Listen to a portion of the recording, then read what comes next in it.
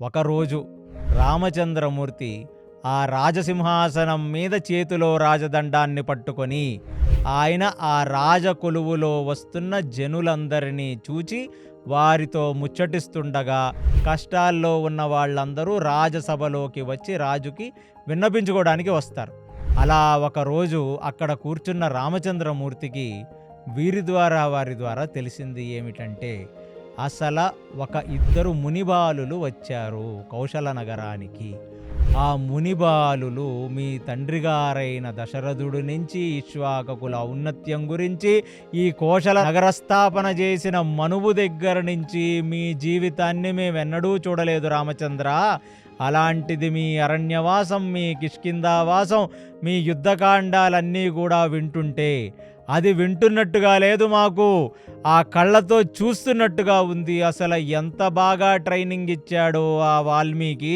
గురువుతో పాటు ఇద్దరు శిష్యులొచ్చి ఇలాంటి ఒక ప్రదర్శనలు ఇస్తున్నారు అనే సంగతి వినగానే రామచంద్రమూర్తి చాలా ఆశ్చర్యంలోకి జారుకున్నాడు. ఎవరయ్యా వీళ్ళు?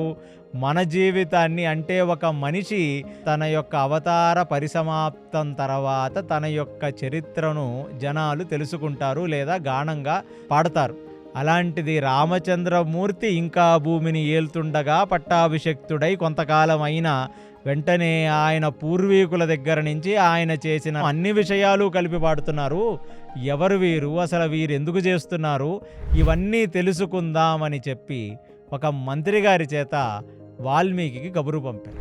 అక్కడ ఉన్న వాల్మీకిని, ఇద్దరు మునిబాలులను మీరు రేపొద్దున్న రాజసభలోకి రావలసినది అని చెప్పారు. ఎంతగానో ఆనందంగా ఇద్దరు పిల్లలని వెంటబెట్టుకొని ఆ సరయూ నది నుంచి వాళ్ళు రామచంద్రమూర్తి యొక్క రాజు దర్బారులోకి వెళ్ళారు. దర్బారు మొత్తం నిండిపోయింది, ఆ రాజసభ మొత్తం నిండిపోయింది.